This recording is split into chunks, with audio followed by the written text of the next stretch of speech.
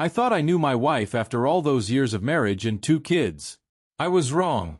On our 18th anniversary, while she texted that she was stuck at work, I discovered she was out eating with another man. But that was only the start. My best friend's betrayal cut the deepest, and the DNA results would tear apart everything I believed about my family. Sometimes the people closest to you are hiding the darkest things. My name is Dalton Chapman. I'm 44. Until 3 months ago, I thought I had everything figured out. Regional sales manager at a pharmaceutical company, a decent house in suburban Phoenix, 2 kids, and what I assumed was a steady marriage. Turns out I was living a fantasy. It was our 18th wedding anniversary. I had planned the night down to the minute. Dinner at Romano's, the Italian spot where we'd had our first date. I arranged for Fletcher Moore, my college best friend, to watch Landon and Matteo for the evening. I got home at 6:30, earlier than normal, expecting Bridget to be getting ready. Instead, I found 17-year-old Landon heating up leftover pizza and 2-year-old Matteo strapped into his high chair with Cheerios everywhere. "Where's your mother?" I asked, loosening my tie. Landon looked up from the microwave, expression carefully neutral. "She said she had to work late. Some emergency at the office." The way he said, "emergency," told me he didn't buy it either. I called Bridget, straight to voicemail. I called again. Same result. Then I texted, "Hey babe, home early for our anniversary. Where are you?" 20 minutes later my phone buzzed. "Stuck at work. Crisis with a Morrison account. So sorry, honey. Rain check." I stared at that message for a full minute. The Morrison account had been closed for 6 months. I knew because I'd celebrated with her when she landed a replacement client back in March. Here's what happens when you've been married 5 years. You start to notice when someone's lies get sloppy. I typed back, "No worries. Take your time." But I wasn't going to keep waiting. I was done making excuses. Done pretending. I went upstairs, pulled an overnight bag from the closet, and began packing. Landon appeared in the doorway. "Dad, what are you doing?" I looked at my son, old enough to understand that sometimes adults make choices that ruin everything. "I'm leaving for a few days, son. You'll be okay with your mom." His face went pale. "Is this about her working late again?" Smart kid. Too smart. I zipped the bag, put a hand on his shoulder. "Take care of your brother. Call me if you need anything." I kissed Matteo goodbye, grabbed my keys, and walked out. As I backed out of the driveway, I saw Landon at the front window holding his little brother. That night I slept at a Holiday Inn Express about 20 minutes away. Not glamorous, but clean sheets and no one asking where I'd been. I ordered room service, watched mindless TV, and tried not to imagine who Bridget was with. My phone stayed quiet all evening. No calls, no texts, no frantic voicemails begging me to come home. That told me everything about where her priorities were. The next morning I was picking at scrambled eggs in the hotel restaurant when my phone blew up. 7 missed calls from Bridget, 3 from Landon, and a string of frantic texts. The first came at 6:47 a.m. "Dalton, where are you? Your side of the bed wasn't slept in." At 7:15, "This isn't funny. Call me back." 7:22, Landon said, "You packed a bag. What's going on?" By 7:45 the panic bled through. "Please call me. I'm scared." "Did something happen to you?" I almost laughed at that last one. "Something happened to me, Bridget. I woke up." I finished my coffee and drove to Fletcher's place, a bachelor pad across town, 44 and proud of it. He opened the door in a bathrobe, saw my face, and wordlessly stepped aside. "Coffee?" he asked, heading to the kitchen. "Make it strong," I said, dropping my bag on the couch. Fletcher had known me since college. He could read me better than my wife could after 18 years of marriage. He poured 2 mugs and sat down. "Anniversary didn't go as planned?" he asked. I pulled out Bridget's text about the Morrison account. Fletcher's eyebrows shot up. "Morrison's been closed for months. I remember you celebrating when she landed the replacement." "Exactly," I said, sipping coffee. "She's been lying to me, Fletcher. I don't know how long, but it's been going on." My phone rang. Bridget's name flashed. Fletcher nodded toward it. "You gonna pick up?" I let it go to voicemail and put it on speaker. Bridget's voice sounded shaky, higher than usual. Dalton, please call me back. I don't understand what's happening. Landon won't tell me what you said, and I'm terrified. Whatever I did, we can talk. Just come home. Fletcher whistled low. She sounds scared. She should be, I said. Her whole house of cards is about to fall. The phone rang again immediately. Landon this time, his voice tight with worry. Dad, I need to see you. Can you meet me somewhere without Mom knowing? I met him at a coffee shop downtown, away from our neighborhood. Landon walked in looking like he hadn't slept in days, slumped into the chair across from me, hands trembling around his cup. I know about Mom, he said without preface. I've known for months. My stomach dropped. What do you mean? He looked at me and I saw my own hurt reflected back, the same betrayal. I saw her with a guy named Dominic Rivera. He works for one of the companies that supplies your pharmaceutical firm. I felt the coffee go bitter in my mouth. Dominic Rivera, the name rang a bell. A sales rep for a major supplier, slick and well-dressed, the kind of man who makes everything seem effortless at quarterly meetings. The first time Landon saw him was in February. I was supposed to be at basketball practice, but it got canceled. I came home and saw a silver BMW in our driveway. Landon's voice was flat. Mom didn't know I was there. I went around back and saw them through the kitchen window. My fists clenched under the table. What were they doing? Kissing, touching. Right on our kitchen counter where we eat breakfast every morning. Landon's voice cracked. I threw up in the bushes and left. Didn't come home until after 10 that night. I reached across and squeezed his shoulder. Why didn't you tell me? I asked. I tried. Remember when I asked if you and Mom were getting divorced? You said everything was fine, that married couples go through rough patches. He wiped his eyes with his sleeve. I thought maybe you already knew and were handling it. The guilt hit like a physical blow. My 17-year-old had been carrying this for months while I wandered around oblivious. There's more, Dad, Landon whispered. I don't think Mateo is your son. The world stopped. What? The timing didn't add up. Remember when Mom went to that San Diego conference, the week she was gone when I was a freshman? She'd come back glowing, said it was what she needed to feel like herself again. That lined up with when she got pregnant with Mateo. Landon pulled out his phone and showed me a picture he had taken without being seen. Dominic Rivera holding Mateo at a park, both laughing. The resemblance was striking. The same dark eyes, the same dimpled chin I had always credited to Bridget's family. He brings Mateo around sometimes, Landon said. He says he's just a work friend who likes kids, but the way he looks at Mateo, it's not like a stranger. I stared at the photo, my world rearranging into something ugly. My wife hadn't just cheated. She had been living a double life and raising another man's child under my roof while I loved that child as my own. I'm sorry, Dad, Landon whispered. I should have told you sooner. I looked at my brave, broken son and felt something inside harden. You did nothing wrong. This is on her. After Landon left, I sat in the coffee shop for an hour, staring at the photo he'd transferred to my phone. Dominic Rivera and the little boy I'd called my son, pictured like father and son in a way Mateo and I never were. Fletcher found me an hour later and slid into Landon's empty chair without asking. What happened? He asked. I showed him the photo and told him everything.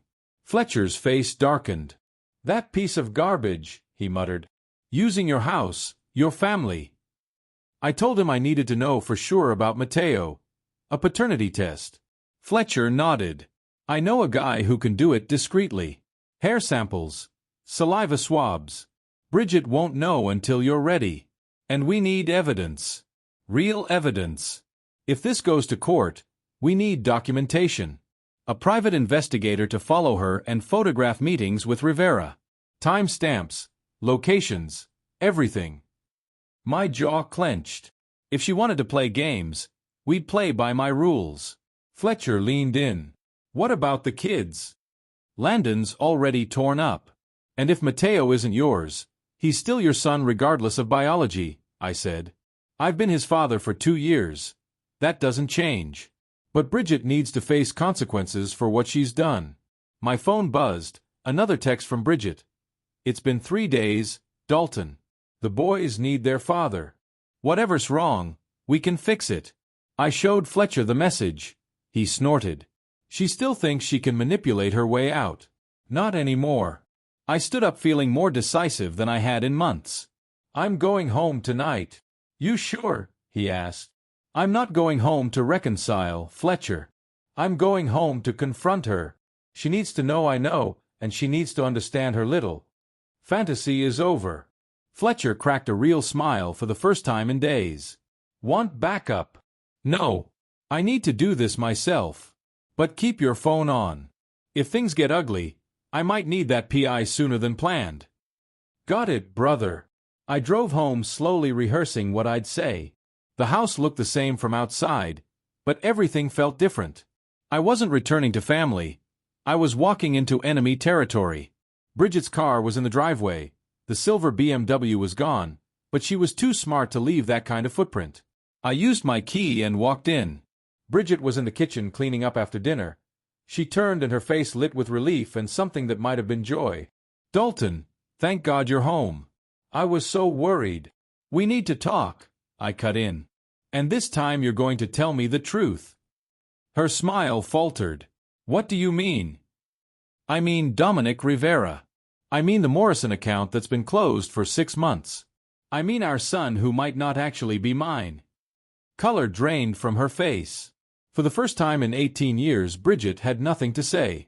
Her expression flickered through shock, fear, calculation, then defiance. Dalton, I can explain everything, she said, voice wavering. Can you explain Dominic Rivera? I asked, moving into the living room where she stood frozen. Can you explain why you've been lying about closed accounts? How do you? She stopped herself, realizing she was about to admit too much. How do I know? Does it matter?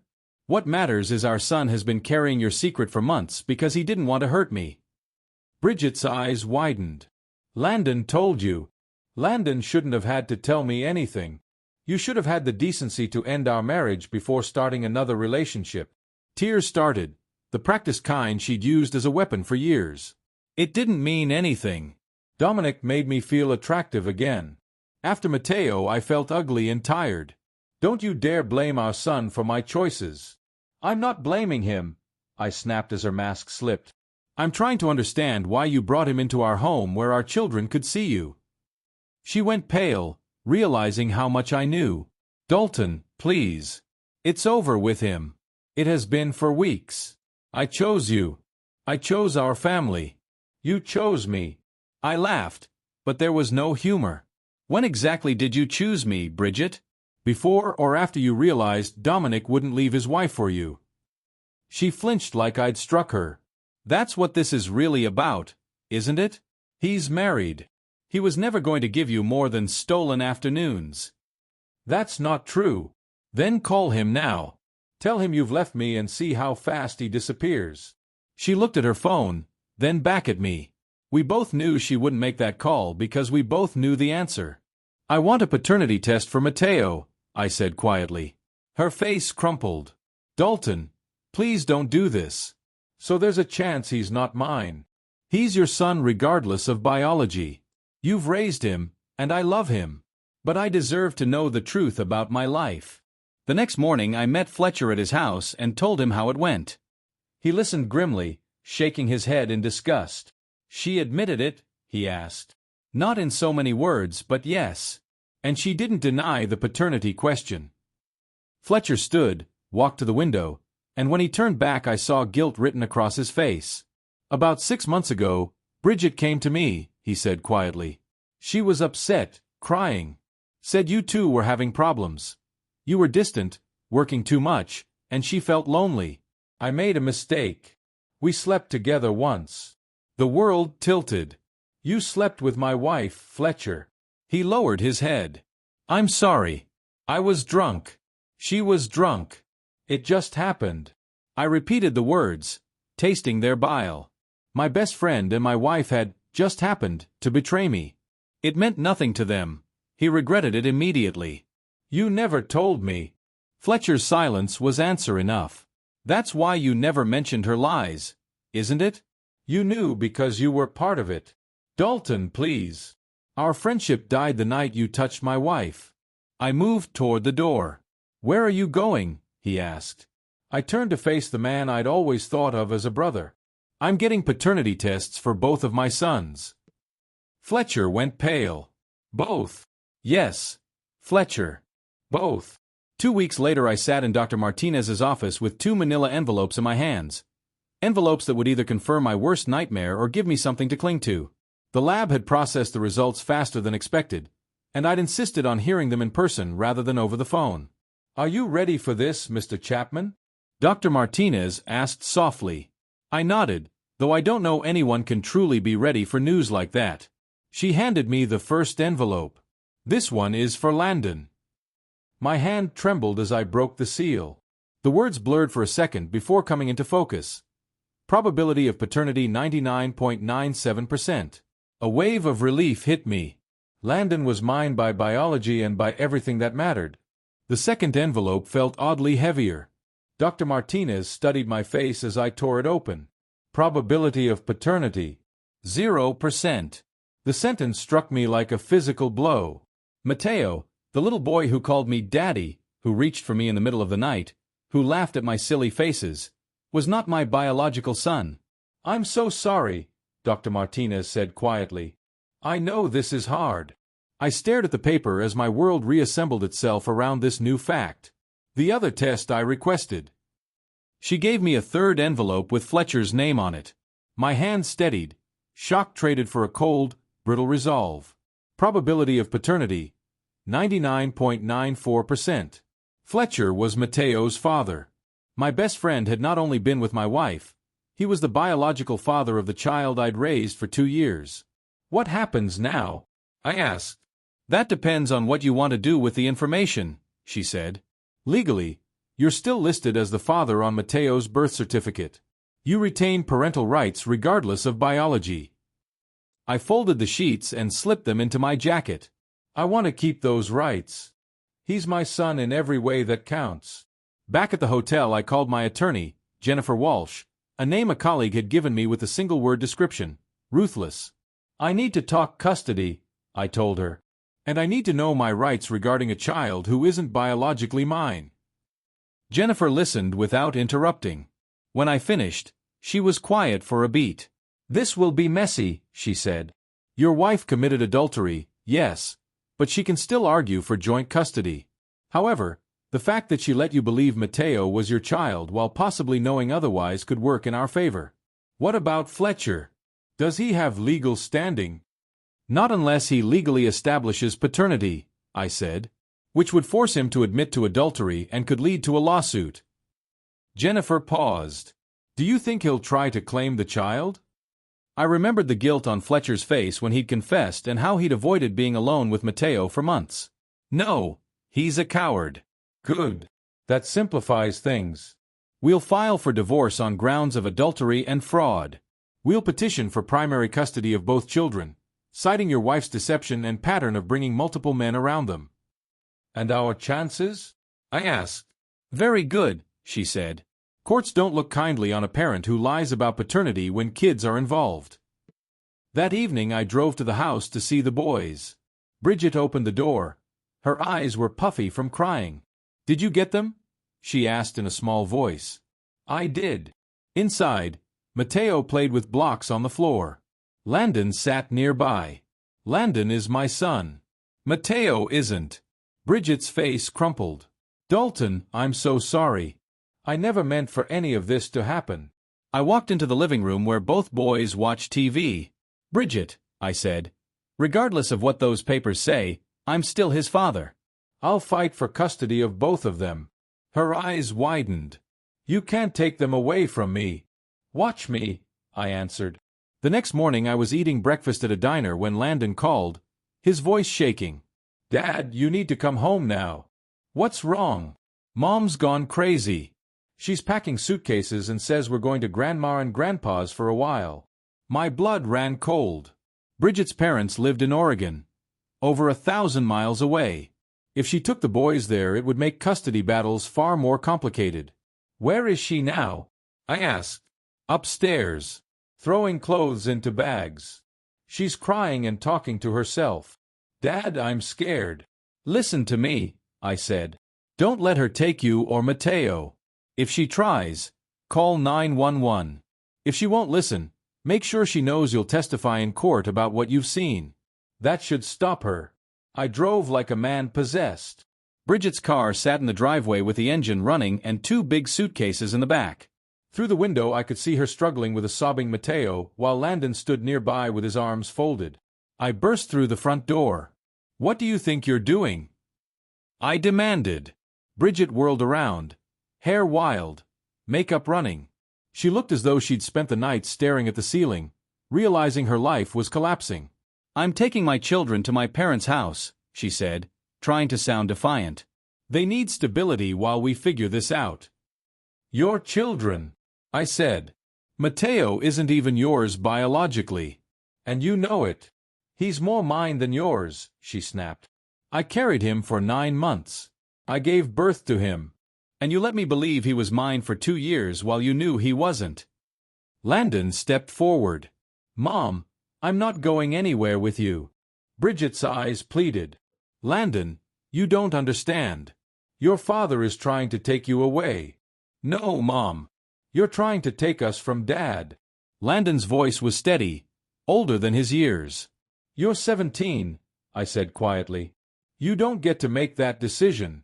Actually, I added, at that age the court listens to you. And I think he'll choose the parent who didn't lie. Bridget went pale. She set Mateo down and he ran to me, wrapping his small arms around my legs. Daddy, he said, oblivious to the tension. I scooped him up, feeling both the ache and the healing at once. Hey, buddy, are you okay? Mommy was crying, he said, confused. She said we had to go on a trip. We're not going anywhere, son. I looked at Bridget over Mateo's head. And neither are you. If you attempt to leave the state with these children, I'll have the police stop you before you reach the city limits. You can't keep me from my own children. Watch me. I echoed the words I'd said the night before. I've already filed for emergency custody. As of this morning, you cannot take these boys anywhere without my permission. The fight left her. She collapsed on the couch and began to sob. I never meant for it to go this far, she whispered. I just wanted to feel wanted again. I looked at the woman I had once loved, the mother of the child I'd raised as my own, and felt only pity. The damage is done, Bridget. Now we have to figure out how to minimize the hurt to these boys. 6 weeks later I sat in a courtroom that smelled of old wood and broken promises as Judge Patricia Henderson reviewed the evidence Jennifer had assembled. Bridget sat across the table with her lawyer, smaller than I'd ever seen her. The hearing had been brutal but necessary. Jennifer laid everything out. The adultery, the falsehoods about paternity, the attempted flight, the pattern of bringing men into the children's lives. The judge listened, asking clarifying questions when needed. Mr. Chapman, Judge Henderson said, you're seeking primary custody of both children, including one who isn't biologically yours? Yes, Your Honor. I've been Mateo's father for 2 years. Biology doesn't change that. And you understand the financial implications. Child support for a non-biological child? I understand completely. That little boy calls me Daddy. I won't abandon him because of his mother's choices. The judge turned to Bridget's attorney. Does your client wish to speak? Bridget rose slowly, exhausted and defeated. Your Honor, I know I made terrible mistakes. I hurt my family. I betrayed my husband's trust, but I love my children. They need their mother. The judge's tone was sober. Mrs. Chapman, you allowed your husband to raise another man's child under false pretenses. You brought multiple affair partners around minor children. You attempted to flee the jurisdiction. How do you reconcile those actions with your claim that you love them? Bridget's voice cracked. I can't. I was selfish and stupid, but I want to make it right. Judge Henderson looked back at me. Mr. Chapman, what visitation are you willing to allow? I stood. Supervised visits twice a week for now, Your Honor. If she proves stability and prioritizes the children's needs, we can discuss expanding that. The judge nodded and made notes. I'm awarding primary custody to Mr. Chapman. Mrs. Chapman will have supervised visitation on Wednesday evenings and Saturday afternoons. Child support will be determined separately. Bridget collapsed in her chair, bereft. I felt no gloating in her breakdown, only relief that my boys would be safe. Outside the courthouse, Jennifer shook my hand. "You handled yourself well in there." "What now?" I asked. "You rebuild your life and make sure those boys know they're loved." That evening I picked up Landon and Mateo from my mother's house where they'd stayed during the hearing. Landon understood, but Mateo just wanted to know if we were going home. "Daddy, are we going home?" he asked as I buckled him in. "We're going to our new home, buddy." "Just you, me, and Landon?" He asked about Mommy. I caught Landon's eye in the rear-view mirror. He nodded minutely, a quiet understanding that this conversation was only the first of many. "Mommy made mistakes, Mateo. But she still loves you. You'll see her soon." "Okay, Daddy." Sometimes the biggest moments are the simplest. 1 year later I stood in the kitchen of our smaller house and watched Landon help Mateo stack blocks while breakfast bubbled on the stove. It wasn't as big as the old place, but it was ours, without ghosts, without the same painful memories. Landon was thriving. His grades had improved after the stress of his mother's secret was gone. He'd received early admission to Arizona State and would start in the fall. Mateo had adjusted better than I dared hope. He still asked about Mommy, but he no longer expected her to walk through the door. Bridget had been consistent with supervised visits for 6 months, was seeing a therapist, had a new job, and appeared to be trying to change. I hope she was doing it for the boys more than for herself.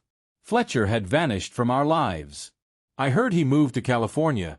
Probably couldn't stomach the guilt. Good riddance. My phone rang. It was Jennifer Walsh. "Dalton, I have news."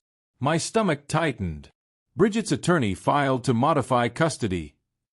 "What kind of modification?" I asked. "She wants unsupervised overnight visits.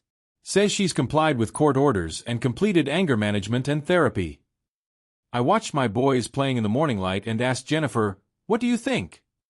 "I think she's been following the rules. The boys seem to enjoy their time with her. Maybe it's time to give her a chance." After Jennifer hung up, I sat down with Landon. He was 18 now, legally an adult but still my son who needed guidance. "Your mom wants overnight visits. How do you feel?" Landon was quiet. "She seems different when we see her. Sadder but more real, like she's not pretending." "Do you think she's changed?" "I think she's trying. Maybe trying is enough for now." That weekend I met Bridget at a coffee shop to discuss terms. She looked healthier than in the courthouse, and something in her eyes I hadn't seen before: humility. "I don't deserve another chance," she said, "but I want to try to be the mother they need." "This isn't about what you deserve, Bridget. It's about what's best for Landon and Mateo." I watched her for manipulation, for the old patterns. Instead I saw genuine remorse. "If I agree, there are rules," I said.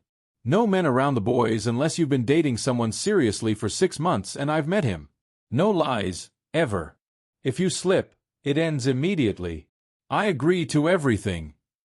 "One more thing," I told her. "When Mateo's old enough, you must explain to him that I am not his biological father, but that I chose to be his dad anyway." Tears came to her eyes. "Dalton, you didn't have to." "I did," I said. "That's what fathers do. We show up when it's hard." 3 months later Mateo returned from his first overnight with Mommy singing about pancakes she'd made him. He seemed happy and secure. That's all that mattered. I never remarried. Maybe someday I'll find someone deserving of the trust Bridget destroyed. For now, I'm content being a father to 2 boys who needed me to be their hero. Sometimes being someone's hero is enough.